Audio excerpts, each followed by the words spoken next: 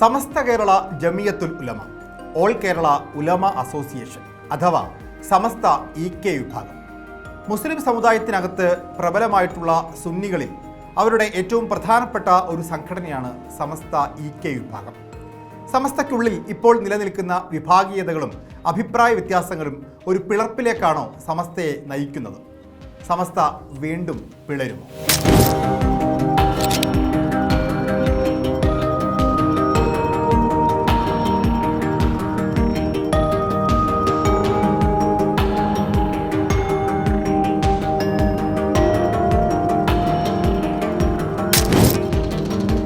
സമസ്തയ്ക്കുള്ളിലെ സ്വത്വവാദികൾ അഥവാ അസ്തിത്വവാദികൾ ഉയർത്തുന്ന ലീഗ് വിരുദ്ധ വിമർശനങ്ങളാണ് നിലവിൽ സമസ്തയ്ക്കുള്ളിലെ വിഭാഗീയതയുടെയും വിമർശനങ്ങളുടെയും മൂലകാരണം.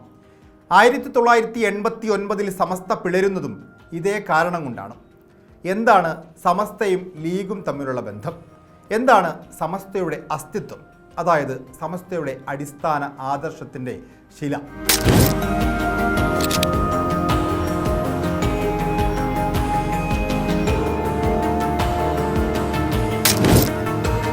കേരളത്തിലെ മുസ്ലിങ്ങൾക്ക് അക്കാലത്ത് പ്രബലമായൊരു സംഘടന ഉണ്ടായിരുന്നില്ല. ഉലമാക്കളുടെയും അമ്പിയാക്കന്മാരുടെയും പണ്ഡിതന്മാരുടെയും സെയ്തന്മാരുടെയും ഒക്കെ നേതൃത്വത്തിൽ പ്രാദേശികമായി സംഘടിക്കപ്പെടുകയും അവരുടെ നേതൃത്വത്തിൽ ജീവിക്കുകയും ചെയ്യുന്ന ഒരു സാധാരണ ജീവിത രീതിയാണ് ഉണ്ടായിരുന്നത്. കോൺഗ്രസ് ആണ് പിന്നീട് ഖിലാഫത്ത് പ്രസ്ഥാനം ഉണ്ടാക്കി മുസ്ലിങ്ങളെ സംഘടിപ്പിക്കാനുള്ള ഒരു ശ്രമം നടത്തിയത്. ഖിലാഫത്തിൻ്റെ അനന്തരഫലമായി മലബാർ കലാപം ഉണ്ടാകുന്നു. മലബാർ കലാപകാലത്ത് കൊടുങ്ങല്ലൂരിലേക്ക് രക്ഷപ്പെട്ട് ഓടിയെത്തിയ ചില മൗലവിമാർ അവിടെ രൂപീകരിക്കുന്നതാണ് കേരളത്തിലെ ആദ്യ സംഘടന. മജ്ലിസുൽ ഉലമ എന്ന പേരിൽ ഒരു സംഘടന ഉണ്ടാക്കാൻ നോക്കുകയും അത് പരാജയപ്പെടുകയും ചെയ്തിരുന്നു. അതിനുശേഷം കൊടുങ്ങല്ലൂരിലുള്ള വലിയ പ്രമാണിമാരായിട്ടുള്ള കുടുംബങ്ങളെയും അവിടുത്തെ നാട്ടുകാരുടെയും ഒക്കെ പ്രശ്നങ്ങൾ പരിഹരിക്കാനും തർക്കങ്ങൾ പരിഹരിക്കാനും ഒക്കെ രീതിയിലാണ് നിഷ്പക്ഷ സംഘം അവിടെ രൂപീകരിക്കപ്പെടുന്നത്. അത് 1922 കൊടുങ്ങല്ലൂർ ഏറിയാട് കേന്ദ്രീകരിച്ചാണ് രൂപീകരിക്കപ്പെടുന്നത്. കൊടുങ്ങല്ലൂരിലെ ഈ യോഗം ചേരുന്നത് കൊടുങ്ങല്ലൂരിലെ വളരെ പ്രമുഖനായിട്ടുള്ള ഒരു പൗരപ്രമാണി ഷെയ്ഖ് മുഹമ്മദ് മാഹീൻ ഹമദാനിയുടെ അധ്യക്ഷതയിലായിരുന്നു. KM സീതി സാഹിബിൻ്റെ പിതാവ് കൊട്ടപ്പുറത്ത് സീതി മുഹമ്മദ് സാഹിബ് അധ്യക്ഷനായിട്ടും മണപ്പാട്ട് P കുഞ്ഞുമുഹമ്മദ് സാഹിബ് സെക്രട്ടറി ആയിട്ടും ചേർന്ന കമ്മിറ്റിയിൽ 11 അംഗങ്ങളുണ്ടായിരുന്നു. EK മൗലവിയും KM മൗലവിയും MCC അബ്ദുറഹിമാനുമൊക്കെ ഇതിൽ അംഗങ്ങളായിരുന്നു. ഐക്യ സംഘവും നിഷ്പക്ഷ സംഘവും ഒന്നും തുടക്കത്തിൽ പരിഷ്കരണവാദികളായിരുന്നില്ല. കേവലം തർക്കപരിഹാരത്തിനും ചില അനാചാരങ്ങൾക്കുമൊക്കെ എതിരെ പ്രവർത്തിക്കുന്ന സംഘടനയായിരുന്നു. പക്ഷേ പതുക്കെ അവരുടെ പ്രവർത്തനം മലബാറിലാകെ വ്യാപിപ്പിച്ചു. മലബാറിൽ വ്യാപിപ്പിക്കപ്പെട്ട ഈ സംഘടനയുടെ പ്രവർത്തനത്തിൽ പരിഷ്കരണവാദം കടന്നു വരാൻ തുടങ്ങി. മുസ്ലിം സമുദായത്തിനകത്തുള്ള പല അനാചാരങ്ങൾക്കെതിരെയും മുസ്ലിം സമുദായത്തിൽ അന്നുവരെ നിലനിന്നിരുന്ന പല കാര്യങ്ങൾക്കെതിരെയും അവർ രംഗത്തു വരാൻ തുടങ്ങി. നമുക്കറിയാം, തെക്കൻ കേരളത്തിൽ വക്കം അബ്ദുൽ ഖാദർ മൗലവിയാണ് ഇത്തരത്തിലുള്ള പരിഷ്കരണവാദത്തിന് തുടക്കം കുറിച്ചത്. അതേ പരിഷ്കരണവാദം കേരള മുസ്ലിം ഐക്യ സംഘം മലബാറിൽ നടപ്പാക്കാൻ തുടങ്ങി. അതിൽ സുന്നികൾ എന്നറിയപ്പെടുന്ന പരമ്പരാഗത മുസ്ലിങ്ങളുടെ പല നാട്ടാചാരങ്ങളെയും പല ആചാരങ്ങളെയും അത് മുസ്ലിം വിരുദ്ധമാണെന്നും അനിസ്ലാമികമാണെന്നും പരമ്പരാഗത സുന്നികൾ ഷിർക്കാണ് അനുഷ്ഠിക്കുന്നതെന്നും അവർ കാഫറുകളാണെന്നും മുശിരിക്കുകളാണെന്നും വരെ പരിഷ്കരണവാദികൾ പ്രചരിപ്പിക്കാൻ തുടങ്ങി. ഈ പരിഷ്കരണവാദത്തിന് പതുക്കെ സുന്നികൾക്കിടയിൽ ചെറിയ തോതെങ്കിലും സ്വാധീനം ഉണ്ടാവാനും തുടങ്ങി. മുസ്ലിം ഐക്യസംഘത്തിൻ്റെ ഈ പരിഷ്കരണത്തിനെതിരെ ഇവർ മുജാഹിദുകളായി മാറുന്ന കോഴിക്കോട്ട് ആദ്യത്തെ ഒരു യോഗത്തിൽ 1925 കോഴിക്കോട്ട് ചേർന്ന യോഗത്തിലാണ് ഇവർ മുജാഹിദുകൾ എന്ന രീതിയിലുള്ള ഒരു പ്രസ്ഥാനം രൂപീകരിക്കുന്നത്. ഈ മുജാഹിദ് പ്രസ്ഥാനത്തിൻ്റെ രൂപീകരണത്തിന് തൊട്ടു മുമ്പ് തന്നെ ഇത്തരത്തിലുള്ള പരിഷ്കരണവാദത്തിന് തടയിടണം എന്ന ലക്ഷ്യത്തോടു കൂടി കേരളത്തിൽ സുന്നി മുസ്ലിങ്ങളുടെ പണ്ഡിതന്മാർ ചേർന്ന് മറ്റൊരു സംഘടനയ്ക്ക് രൂപം കൊടുക്കാൻ വേണ്ടി തീരുമാനിച്ചിരുന്നു. അതിൻ്റെ ആദ്യത്തെ യോഗം ചേരുന്നത് കോഴിക്കോട്ടാണ്. കോഴിക്കോട്ട് വലിയ ജുമായത്ത് പള്ളിയിൽ 1925 ആ യോഗം ചേർന്നു.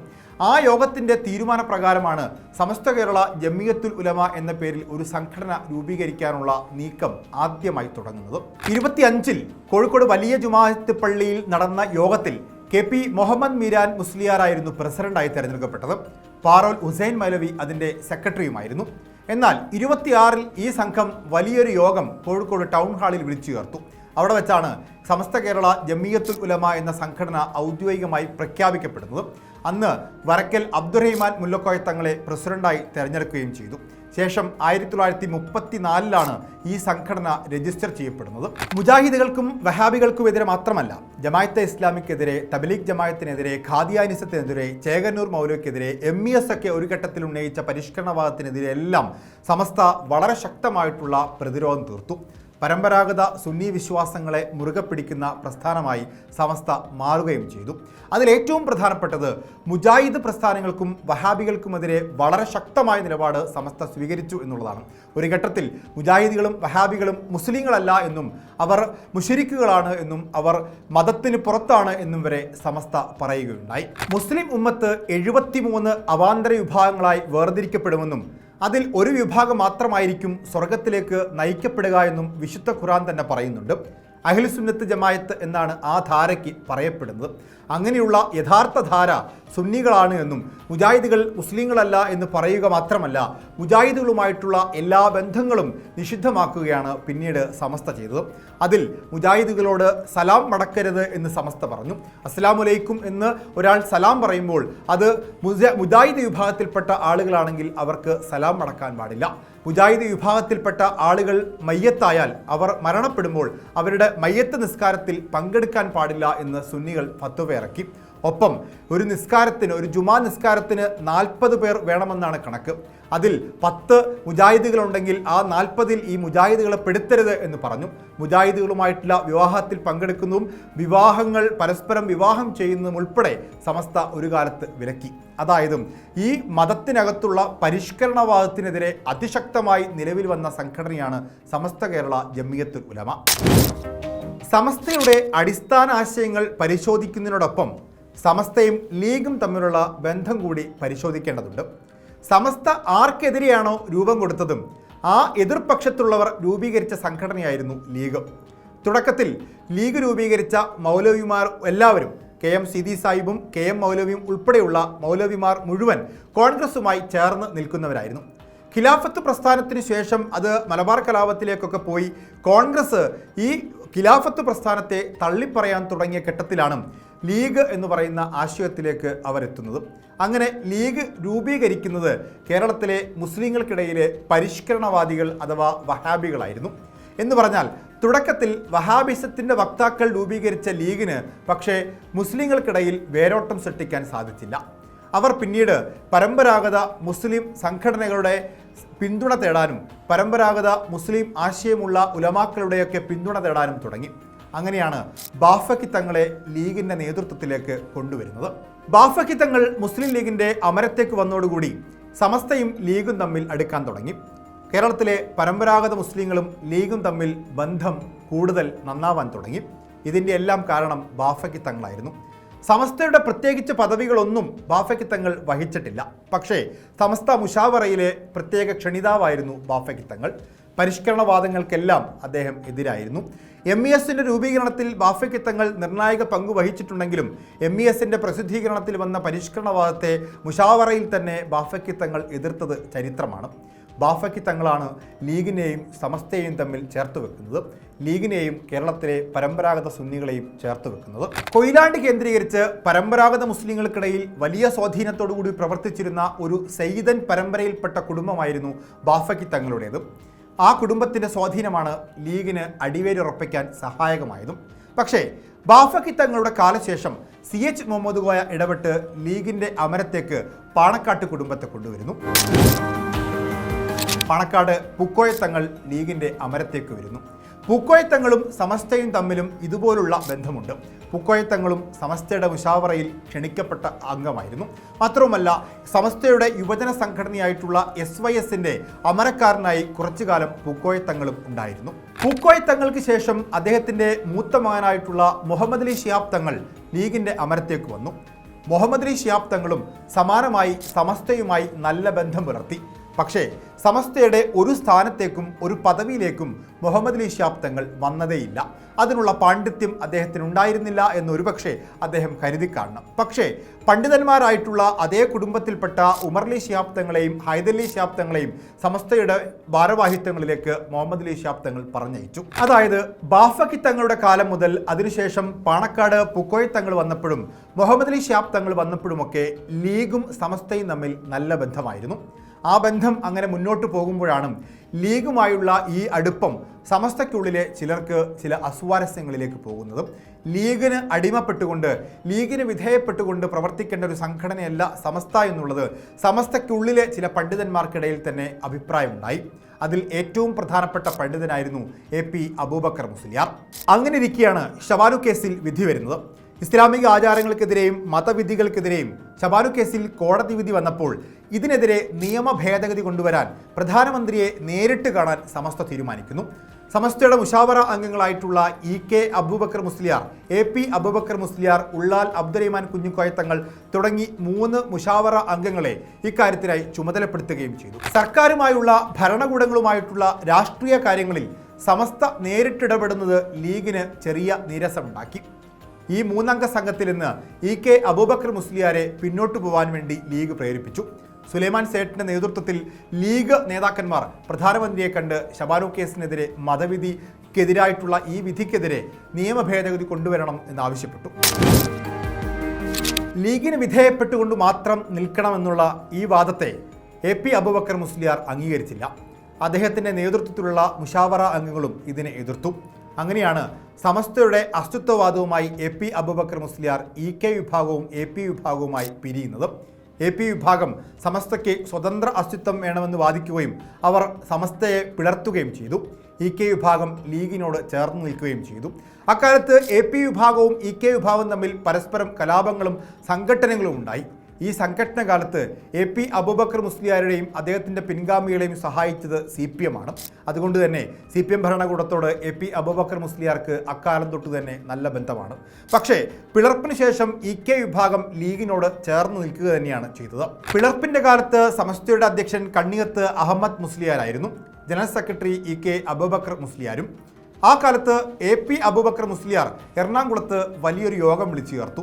ആ യോഗത്തിന് എത്തുന്നതിന് മുൻപ് കേരളത്തിൽ നടക്കാൻ പോകുന്ന തെരഞ്ഞെടുപ്പിൽ ആരെയൊക്കെ ഏതൊക്കെ സ്ഥാനാർത്ഥികളെ പിന്തുണയ്ക്കണം എന്ന കാര്യത്തിൽ AP അബൂബക്കർ മുസ്ലിയാർ ഒരു പട്ടിക തന്നെ തയ്യാറാക്കിയിരുന്നു. ആ യോഗത്തിലേക്ക്, ആ സമ്മേളനത്തിലേക്ക് ആരും പങ്കെടുക്കരുത് എന്ന് ആഹ്വാനം കൊടുത്തത് പാണക്കാട് മുഹമ്മദ് അലി ശിഹാബ് തങ്ങളായിരുന്നു. മുഹമ്മദ് അലി ശിഹാബ് തങ്ങൾക്ക് സമസ്തയുമായി നേരിട്ടൊരു ബന്ധവും ഉണ്ടായിരുന്നില്ല. മുഹമ്മദ് അലി ശിഹാബ് തങ്ങൾ സമസ്തയുടെ ഒരു ഭാരവാഹിത്വവും വഹിച്ചിരുന്നില്ല. എങ്കിൽ കൂടി സമസ്തയ്ക്ക് മുഹമ്മദ് അലി ശിഹാബ് തങ്ങളുമായി നല്ല ബന്ധമുണ്ടായിരുന്നു, നല്ല ബഹുമാനമുണ്ടായിരുന്നു. പാണക്കാട്ടെ കുടുംബത്തിൽ നിന്ന് ഹൈദരലി ശിഹാബ് തങ്ങളും ഉമർലി ശിഹാബ് തങ്ങളും സമസ്തയിൽ ഉണ്ടായിരുന്നു. ഉമർലി ശിഹാബ് തങ്ങളും ഹൈദരലി ശിഹാബ് തങ്ങളും പണ്ഡിതന്മാരാവുകയും ചെയ്തു. അതുകൊണ്ട് തന്നെ സമസ്തയും ലീഗും തമ്മിലുള്ള ബന്ധം അക്കാലത്ത് നല്ല രീതിയിലായിരുന്നു. അക്കാലത്തുനിന്ന് മാത്രമല്ല, അതിനുശേഷം വന്ന കളമ്പാടി മുസ്ലിയാരാണെങ്കിലും അൽ ഹസരി ആണെങ്കിലും ചെറുശ്ശേരി സൈനുദ്ദീൻ മുസ്ലിയാരാണെങ്കിലും ഇവരുടെയൊക്കെ കാലത്തും സമസ്തയും ലീഗും തമ്മിൽ ഒരു പ്രശ്നവും ഉണ്ടായിരുന്നില്ല. അങ്ങനെയല്ല, സമസ്തയും ലീഗും തമ്മിൽ പ്രശ്നമുണ്ടാക്കത്തക്ക രീതിയിൽ സമസ്തയിൽ ആരും അസ്തിത്വവാദം ഉന്നയിച്ചിരുന്നില്ല. ലീഗിന് വിധേയപ്പെട്ട് ലീഗിൻ്റെ തീരുമാനങ്ങൾ അനുസരിച്ചുകൊണ്ട് പാണക്കാട്ടു നിന്നുള്ള നിർദ്ദേശങ്ങൾ അനുസരിച്ചുകൊണ്ട് പ്രവർത്തിക്കുന്ന ഒരു സംഘടന തന്നെയായിരുന്നു അക്കാലങ്ങളിൽ സമസ്ത. 89-ലെ പിളർപ്പിന് ശേഷം സമസ്തയും ലീഗും തമ്മിലുള്ള അഭിപ്രായ വ്യത്യാസത്തിൽ മറ്റൊരു പ്രധാനപ്പെട്ട കാരണമായി വന്നത് വിവാഹപ്രായം ഉയർത്താനുള്ള സർക്കാരിൻ്റെ നീക്കങ്ങളായിരുന്നു. വിവാഹപ്രായം ഉയർത്താനുള്ള നീക്കത്തിനെതിരെ കോടതിയെ സമീപിക്കാൻ സമസ്ത തീരുമാനിച്ചു. അക്കാലത്ത് ബാപ്പുട്ടി മുസ്ലിയാരായിരുന്നു സമസ്തയുടെ അധ്യക്ഷൻ. ലീഗ് വഴിയല്ലാതെ, ലീഗിൻ്റെ നേതൃത്വത്തിലല്ലാതെ ഒരു നേരിട്ടുള്ള സമീപനമെടുക്കാൻ ബാപ്പുട്ടി മുസ്ലിയാർ തയ്യാറാവുകയും സമസ്തയുടെ അസ്തിത്വവാദം എന്ന രീതിയിലേക്കുള്ള വാദഗതികൾ മുന്നോട്ട് വെക്കുകയും ചെയ്തു. ഇതേ രീതിയിലുള്ള വാദഗതികളുമായി സമസ്തയിലെ മുഷാവറ അംഗങ്ങളും സമസ്തയുടെ യുവജന സംഘടനാ നേതാക്കന്മാരും രംഗത്തെത്തി. അവരാണ് പിന്നീട് ഷജറകൾ എന്ന പേരിൽ അറിയപ്പെടാൻ തുടങ്ങിയത്. വിശുദ്ധ ഖുർആനിൽ പരാമർശിക്കുന്ന നല്ല വേരോട്ടമുള്ള ഉറപ്പുള്ള ഒരു വൃക്ഷത്തിൻ്റെ പേരാണ് ഷജറത്തുൽ ത്വയ്ബ എന്നത്. ഈ പേരിൽ ഒരു വാട്സപ്പ് ഗ്രൂപ്പാണ് ആദ്യം പ്രത്യക്ഷപ്പെടുന്നത്. അത് കരുവാരക്കുണ്ടിലായിരുന്നു. കരുവാരക്കുണ്ടിൽ ജില്ലാ പഞ്ചായത്ത് അംഗമായി TP അഷ്റഫ് അലി മത്സരിക്കുമ്പോൾ അഷ്റഫ് അലിക്കെതിരെ പ്രവർത്തിക്കാൻ സമസ്തയിലെ വിമത വിഭാഗമുണ്ടാക്കിയ ഗ്രൂപ്പിൻ്റെ പേരായിരുന്നു ഷജറത്തുൽ ത്വയ്ബ എന്നുള്ളത്. TP അഷ്റഫ് അലി അക്കാലത്ത് വിവാഹപ്രായത്തിൻ്റെ കാര്യത്തിൽ സമസ്ത നേതാക്കന്മാർക്കെതിരെ രംഗത്തെത്തിയിരുന്നു. ഇങ്ങനെയാണ് സമസ്തയുടെ ഒരു വിഭാഗം ലീഗിൻ്റെ എതിരാളികളാവുകയും അവർ ലീഗിലെ ഒരു വിഭാഗത്തിനെതിരെ പ്രവർത്തിക്കാൻ തുടങ്ങുകയും ചെയ്തു. ഷജറത്തുൽ ത്വയ്ബ എന്നുള്ള വാട്സപ്പ് ഗ്രൂപ്പ് ഷജറകൾ എന്ന രീതിയിലുള്ള വിമതരായി മാറുകയും ചെയ്തു. ബാപ്പുട്ടി മുസ്ലിയാർക്ക് ശേഷം ജിഫ്രി മുത്തുക്കോയ തങ്ങൾ സമസ്തയുടെ അധ്യക്ഷ സ്ഥാനത്തേക്ക് വന്നു. ഈ അസ്തിത്വവാദം കൂടുതൽ ബലപ്പെട്ടു.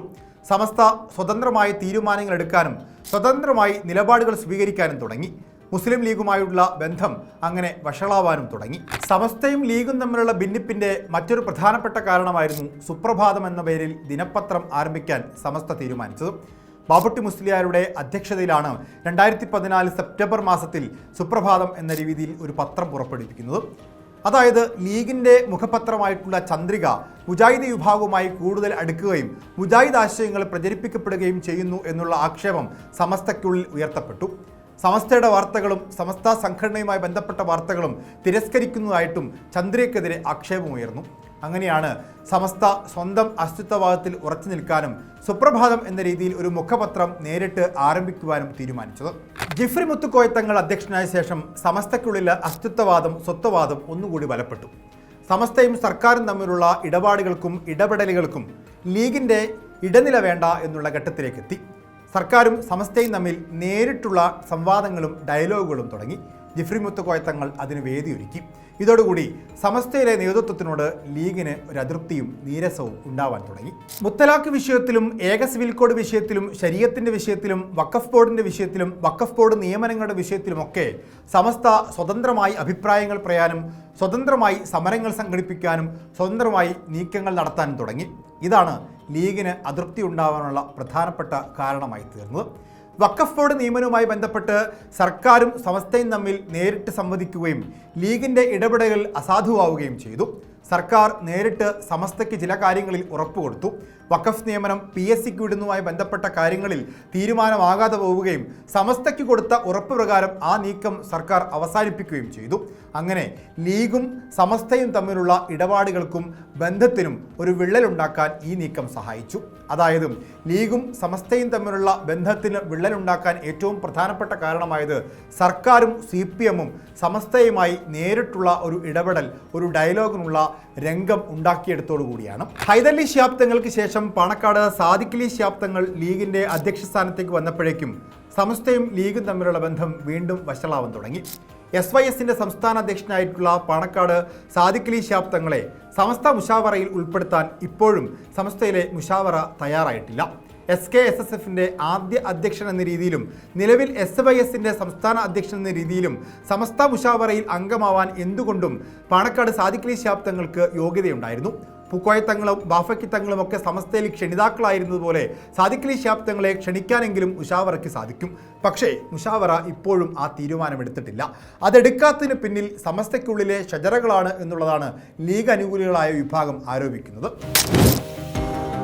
മുഹമ്മദ് നബിയുടെ പരമ്പരയിൽപ്പെട്ടവരെന്നറിയപ്പെടുന്ന സെയ്ദന്മാരുടെ സ്വാധീനവും ആദരവും ബഹുമാനവും ഒക്കെ വസൂലാക്കിയാണ് സമസ്തയ്ക്കുള്ളിലും ലീഗിലും നേരിട്ടും അല്ലാതെയുമൊക്കെ പാണക്കാട്ട് കുടുംബം മേധാവിത്വവും അധീശത്വവും ഉണ്ടാക്കിയെടുത്തത്.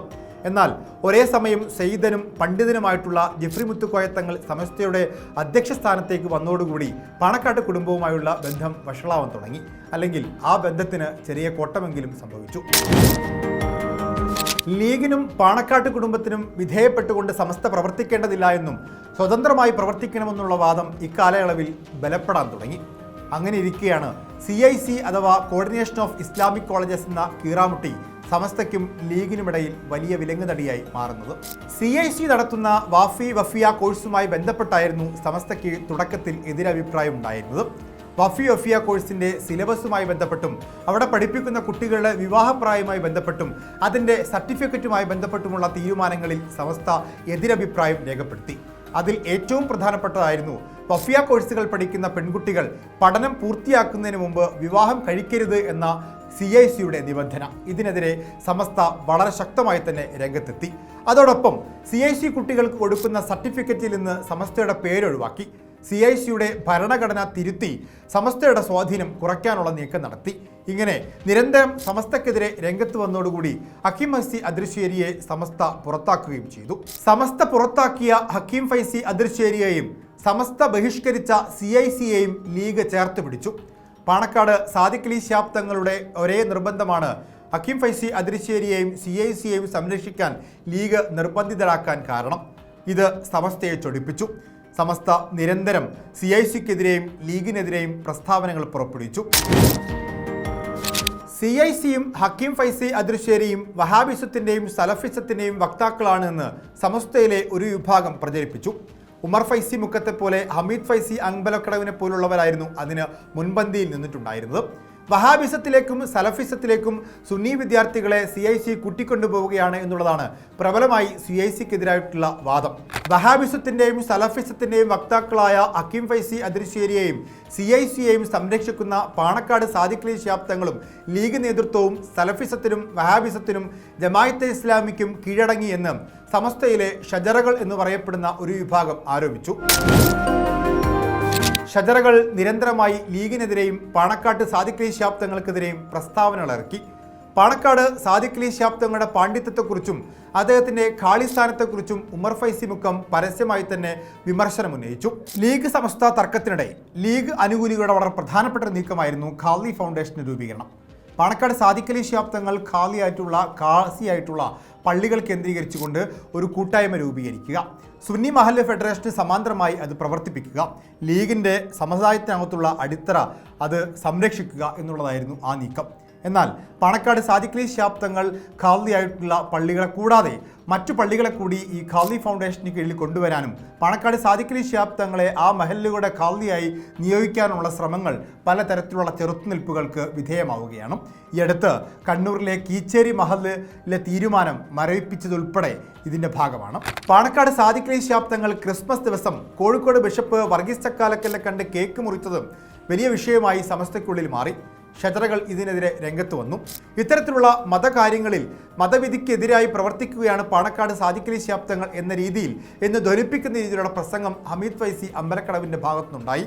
ക്രിസ്മസ് പോലുള്ള ഇതര മതസ്ഥരുടെ ആഘോഷങ്ങളിൽ നേരിട്ട് പങ്കെടുക്കുന്നത് ശിർക്കാണ് എന്നുള്ള മട്ടിൽ ഹമീദ് ഫൈസി അമ്പലക്കടവ് പ്രസ്താവന ഇറക്കി. സമസ്തയിലെ ഒരു പ്രബല വിഭാഗമായിട്ടുള്ള ഷജറകൾ ലീഗിനും പാണക്കാട് കുടുംബത്തിനെതിരെ നിരന്തരം രംഗത്തെത്തോടുകൂടി സമസ്തയ്ക്കുള്ളിൽ തന്നെ മുഷാവറയ്ക്കുള്ളിൽ പോലും ഈ വിഭാഗത്തിനെതിരെ അഭിപ്രായ വ്യത്യാസമുണ്ടായി.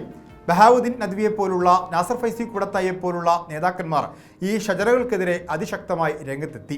അങ്ങനെ സമസ്തയിൽ ഇപ്പോൾ പ്രബലമായ രണ്ട് വിഭാഗങ്ങളുണ്ട്. അസ്തിത്വവാദികളായിട്ടുള്ള ഷജറകളും ലീഗ് അനുകൂലികളായിട്ടുള്ള മറ്റൊരു വിഭാഗവും. സമസ്തയ്ക്കുള്ളിലെ ലീഗ് അനുകൂലികളുടെ പ്രധാനപ്പെട്ട ഗുണം അവരിലാണ് കൂടുതലും അണികളുള്ളത്. പരമ്പരാഗത സുന്നികൾ കൂടുതലും മുസ്ലിം ലീഗിനൊപ്പമായതിനാൽ ലീഗ് അനുകൂലികളായ സുന്നികൾക്ക് ആൾക്കൂട്ടവും കൂടുതലുണ്ട്. മാത്രവുമല്ല, സമസ്തയുടെ കീഴിലുള്ള മദ്രസകളും വിദ്യാഭ്യാസ സ്ഥാപനങ്ങളും കൂടുതലും നടത്തുന്നത് പ്രാദേശിക മുസ്ലിം ലീഗ് നേതാക്കന്മാരായിരിക്കും. പക്ഷേ സമസ്തയ്ക്കുള്ളിൽ തന്നെ അസ്തിത്വവാദികൾ കൂടുതലാണ്. SKSSFും SYSും പോലുള്ള സമസ്തയുടെ പോഷക സംഘടനകളിൽ വലിയൊരു വിഭാഗം ഈ ഷജറകൾക്ക് പിന്തുണ കൊടുക്കുന്നുണ്ട്. ലീഗിനെ പിന്തുണയ്ക്കണം എന്നതിനേക്കാൾ സുന്നി ഐക്യത്തിന് പ്രാധാന്യം കൊടുക്കണം എന്നുള്ളതാണ് ഷജറകളുടെ പ്രധാനപ്പെട്ട ആവശ്യം. AP അബൂബക്കർ മുസ്ലിയാരുടെ നേതൃത്വത്തിലുള്ള AP വിഭാഗം സുന്നികളും EK വിഭാഗം സുന്നികളും ഒന്നിക്കണമെന്നും സുന്നി ആശയധാരകൾ ശക്തിപ്പെടുകയും വഹാബിസത്തിനും ജമാഅത്തെ ഇസ്ലാമിക്കുമെതിരെ സുന്നി ഐക്യം ഉണ്ടാകണമെന്നും ഷജറകൾ ഇപ്പോൾ ആവശ്യപ്പെടുന്നു.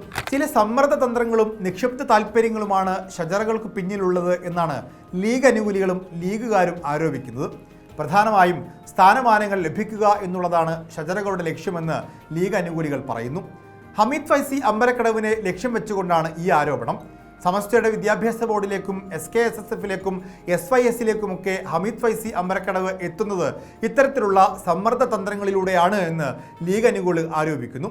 ബാപ്പുട്ടി മുസ്ലിയാർക്കെതിരെ ഒരു വലിയ പരാതി എഴുതി സമസ്ത മുഷാവറയ്ക്ക് മുന്നിൽ വെച്ചുകൊടുക്കുന്നത് ഹമീദ് ഫൈസി അമ്പലക്കടവിൻ്റെ നേതൃത്വത്തിലായിരുന്നുവെന്ന് ലീഗ് അനുകൂലികൾ ഇപ്പോഴും ആരോപിക്കുന്നുണ്ട്.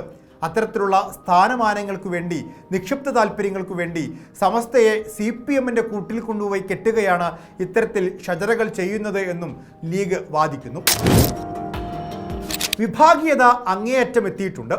രണ്ട് ഗ്രൂപ്പുകളും രണ്ട് തരത്തിൽ ആദർശ സമ്മേളനങ്ങൾ വിളിച്ചു ചേർക്കാൻ തുടങ്ങി. ഏറ്റവും ഒടുവിൽ മലപ്പുറത്ത് ഷജറകൾ വിളിച്ചു ചേർത്ത ആദർശ സമ്മേളനവും അതിനുശേഷം ലീഗ് അനുകൂലികൾ വിളിച്ചു ചേർത്ത നവോത്ഥാന സമ്മേളനവും നടന്നു. രണ്ട് വ്യത്യസ്തമായ അഭിപ്രായങ്ങളാണ് ഈ യോഗങ്ങളിൽ പരാമർശിക്കപ്പെട്ടത്. പാണക്കാട് സാദിഖ് അലി ശിഹാബ് തങ്ങൾ ഒരു മുജാഹിദ് നേതാവിൻ്റെ മയ്യത്ത് നമസ്കാരം നടത്തിയതിനെതിരെ സമസ്തയിലെ ഷജറകൾ പരസ്യമായി രംഗത്തെത്തുകയും ചെയ്തു. പക്ഷേ വളരെ പ്രധാനപ്പെട്ടൊരു കാര്യം, ഈ രണ്ട് യോഗത്തിലും സമസ്തയുടെ അധ്യക്ഷൻ ജിഫ്രി മുത്തുക്കോയ തങ്ങൾ പങ്കെടുത്തിട്ടില്ല.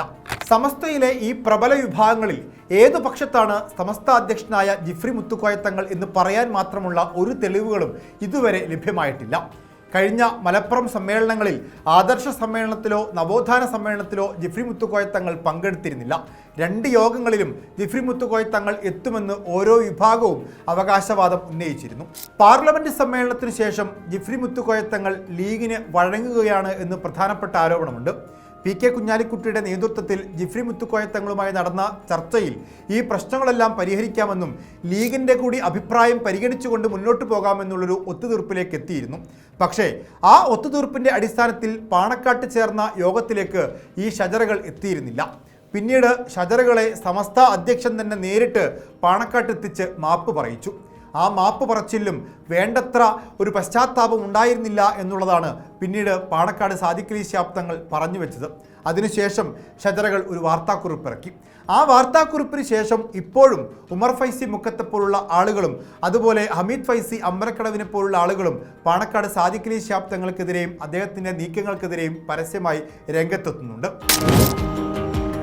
ഏറ്റവും ഒടുവിൽ ജമാഅത്തെ ഇസ്ലാമിയുടെ ബൈത്തുൽ സക്കാത്ത് പദ്ധതിയുടെ പ്രചാരകനായി പാണക്കാട് കുടുംബത്തിലെ ഇളമറക്കാരൻ മുനവർലി ശിഹാബ് തങ്ങൾ എത്തിയതിനെയും ഈ പദ്ധതിയുടെ ഉദ്ഘാടകനായി ലീഗിൻ്റെ മുതിർന്ന നേതാവ് ഇ.ടി. മുഹമ്മദ് ബഷീർ എത്തുന്നതിനെതിരെയും ഉമർ ഫൈസി മുക്കത്തെ പോലുള്ള മുതിർന്ന മുഷാവറ അംഗങ്ങൾ പരസ്യമായി രംഗത്തെത്തി. അതായത് ഒത്തുതീർപ്പിന് ശേഷവും ഷജറകൾ പാണക്കാട് കുടുംബത്തിനെതിരായിട്ടുള്ള ആരോപണം പരസ്യമായും രഹസ്യമായും തുടരുകയാണ്. ലീഗിനകത്ത് വഹാബിസത്തിൻ്റെയും സലഫിസത്തിൻ്റെയും ജമാഅത്തെ ഇസ്ലാമിയുടെയും സ്വാധീനം വർദ്ധിക്കുന്നുവെന്നും പാണക്കാട് സാദിഖ് അലി ശിഹാബ് തങ്ങൾ ജമാഅത്തെ ഇസ്ലാമിയുടെ ആശയാദർശങ്ങൾക്ക് വിധേയപ്പെട്ടു എന്നുള്ളതുമാണ് സമസ്തയിലെ വിവിധ വിഭാഗമായിട്ടുള്ള ഷജറകളുടെ പ്രധാനപ്പെട്ട ആരോപണം. സമസ്തയ്ക്കുള്ളിലെ വിഭാഗീയത ഏറ്റവും പ്രതികൂലമായി ബാധിക്കുന്നത് ലീഗിനെ തന്നെയാണ് എന്നുള്ള കാര്യം ഉറപ്പാണ്.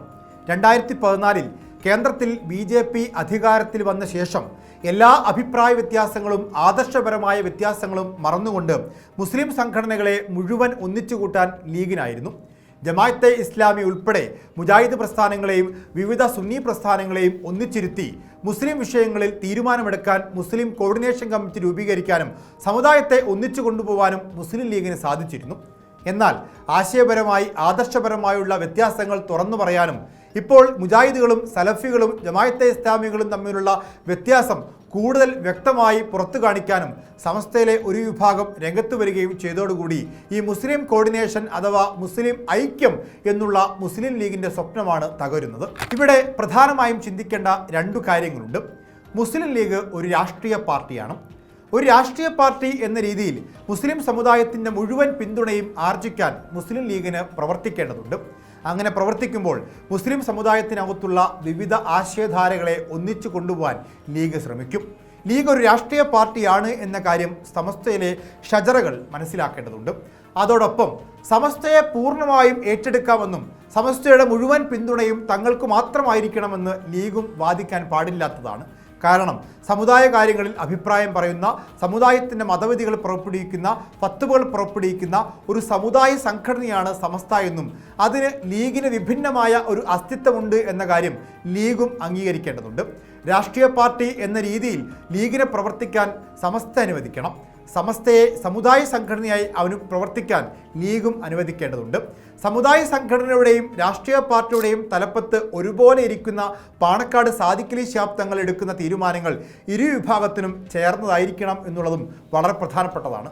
കാരണം പാണക്കാട് സാദിഖ് അലി ശിഹാബ് തങ്ങൾ ഇപ്പോഴും എപ്പോഴും പ്രതിനിധീകരിക്കുന്നത് സമസ്തയുടെ പരമ്പരാഗത വിഭാഗമായിട്ടുള്ള സുന്നികളെയാണ്. ലീഗിൻ്റെ അധ്യക്ഷനായിരിക്കുമ്പോഴും എക്കാലത്തും സമസ്തയുടെ സുന്നി വിഭാഗത്തെ, പരമ്പരാഗത വിഭാഗത്തെ അവർ ആരാധിക്കുന്ന, അവർ ബഹുമാനിക്കുന്ന കുടുംബമാണ് സയ്യിദന്മാരുടെ കുടുംബം. മുജാഹിദുകളും ജമാഅത്തെ ഇസ്ലാമിക്കാരും സയ്യിദന്മാരെ അംഗീകരിക്കുന്നില്ല എന്നുള്ളതും വളരെ പ്രധാനപ്പെട്ടതാണ്. പക്ഷേ ഈ അടുത്ത കാലത്തായി മുജാഹിദ് പരിപാടികളിലേക്കും ജമാഅത്തെ ഇസ്ലാമിയുടെ പരിപാടികളിലേക്കും ഈ സയ്യിദന്മാരെ തന്നെ എന്തുകൊണ്ട് എഴുന്നള്ളിച്ച് കൊണ്ടുപോകുന്നു എന്നുള്ളതും വളരെ പ്രധാനപ്പെട്ട ചോദ്യമാണ്. മുജാഹിദുകൾ അംഗീകരിക്കാത്ത, ജമാഅത്തെ ഇസ്ലാമികൾ അംഗീകരിക്കാത്ത ഈ തങ്ങൾ കുടുംബത്തെ അവരുടെ ഉദ്ഘാടകരായും പ്രചാരകരായും ജമാഅത്തെ ഇസ്ലാമി തീരുമാനിക്കുന്നതിന് പിന്നിൽ ജമാഅത്തെ ഇസ്ലാമിയുടെ അജണ്ടയാണ് എന്നും ഷജറകൾ ആരോപിക്കുന്നുണ്ട്. പ്രത്യേകിച്ച് ജമാഅത്തെ ഇസ്ലാമിക്ക് ഈ മുസ്ലിം സമുദായത്തിനിടയിൽ വലിയ അംഗീകാരം ഉണ്ടാക്കാൻ പറ്റാത്ത സാഹചര്യത്തിൽ ആ ഇല്ലാത്ത അംഗീകാരം ഉണ്ടാക്കിയെടുക്കാൻ പാണക്കാട് സാദിഖ് അലി ശിഹാബ് തങ്ങളുടെ പേരുകൾ ഉപയോഗപ്പെടുത്തുകയാണ് ജമാഅത്തെ ഇസ്ലാമി എന്നുള്ളതാണ് ഷജറകളുടെ ആരോപണം. അഭിപ്രായ വ്യത്യാസവും വിഭാഗീയതയും ശക്തമാണ്. ഒരുപക്ഷെ ഒരു മേശക്കപ്പുറവും ഇപ്പുറവും ഇരുന്ന് പരിഹരിക്കാൻ സാധ്യവുമല്ല. എങ്കിലും 89-ന് സമാനമായ ഒരു പിളർപ്പിലേക്ക് സമസ്ത ഈ ഘട്ടത്തിൽ പോവില്ല. കാരണം അസ്തിത്വവാദം ഉന്നയിക്കുന്ന ഷജറകൾ അത്ര ശക്തരല്ല എന്നത് സാമ്പത്തികമായി ശക്തരല്ല, സംഘടനാപരമായി ശക്തരല്ല, ആൾബലത്തിൻ്റെ കാര്യത്തിലും ശക്തരല്ല. എന്നാൽ മറുപക്ഷം അത്തരത്തിൽ ശക്തരാണ് താനും. ഈ ശക്തരായ പക്ഷത്തിന് പക്ഷേ സമസ്തയെ പിളർത്തിയതുകൊണ്ട് രാഷ്ട്രീയമായി ഒന്നും സാധിക്കാനില്ല. ലീഗിനെ സംബന്ധിച്ചും ഈ പിളർപ്പ് രാഷ്ട്രീയമായി തിരിച്ചടിയാവും. അതുകൊണ്ട് ലീഗ് അനുകൂലികളായ സമസ്തക്കാർ ഇതിനെ പിളർക്കാൻ ഒരുമ്പെടില്ല. എന്നാൽ ഷജറകളെ സംബന്ധിച്ച് ഇപ്പോൾ ഇതിനെ പിളർത്തിയാൽ ഒരു സംഘടന എന്ന രീതിയിൽ മുന്നോട്ട് കൊണ്ടുപോകാൻ വലിയ ബുദ്ധിമുട്ടായിരിക്കും. അല്ലെങ്കിൽ സുന്നി ഐക്യം എന്നുള്ള ഒരു കാര്യത്തിലേക്ക് കാര്യങ്ങൾ കൊണ്ടുചെന്നെത്തിക്കണം. അല്ലാത്ത പക്ഷം ഈ ഘട്ടത്തിൽ ഇപ്പോൾ സമസ്ത പിളരാനുള്ള ഒരു സാധ്യതയുമില്ല. ഇനി ലീഗിൻ്റെ ഭാഗത്തുനിന്ന് ഒരു ഒത്തുതീർപ്പുണ്ടാക്കുകയും പാണക്കാട് സാദിഖലി ശിഹാബ് തങ്ങളും സമസ്തയും തമ്മിലുള്ള പ്രശ്നങ്ങൾ രമ്യമായി പരിഹരിക്കുകയും ചെയ്യേണ്ടതുണ്ട്. അതിന് ഒരു പരിഹാരം എന്നത് പാണക്കാട് സാദിഖലി ശിഹാബ് തങ്ങളെ മുഷാവറയിൽ ഉൾപ്പെടുത്തുക എന്നുള്ളതാണ്. പാണക്കാട് സാദിഖലി ശിഹാബ് തങ്ങളെ മുഷാവറയിൽ ഉൾപ്പെടുത്തണമെന്ന് സമസ്തയ്ക്കുള്ളിലെ മുഷാവറയ്ക്കുള്ളിലെ ആരും ആവശ്യപ്പെട്ടിട്ടില്ല. ആരുമെന്നാൽ മുഷാവറയ്ക്കുള്ളിൽ ലീഗിനെ അംഗീകരിക്കുന്ന ബഹാവുദ്ദീൻ നദ്വിയെ പോലുള്ള മുതിർന്ന മുഷാവറ അംഗങ്ങൾ പോലും പാണക്കാട് സാദിഖലി ശിഹാബ് തങ്ങളെ മുഷാവറയിൽ ഉൾപ്പെടുത്തണമെന്ന ആവശ്യം മുന്നോട്ട് വെച്ചിട്ടില്ല. അല്ലെങ്കിൽ സമസ്ത പറയുന്നതിനനുസരിച്ച് CIC വിഷയത്തിലും പുരോഗമനപരമായ വിഷയങ്ങളിലുമൊക്കെ പാണക്കാട് സാദിഖലി ശിഹാബ് തങ്ങൾ ഒരു അഡ്ജസ്റ്റ്മെൻറ്റിന്, ഒരു ഒത്തുതീർപ്പിന് തയ്യാറാവണം. അങ്ങനെ ആരെങ്കിലും ഒരു ഒത്തുതീർപ്പിന് തയ്യാറായാൽ താൽക്കാലികമായെങ്കിലും ഒരു വെടിനിർത്തൽ സമസ്തയ്ക്കുള്ളിൽ സാധ്യമാണ്.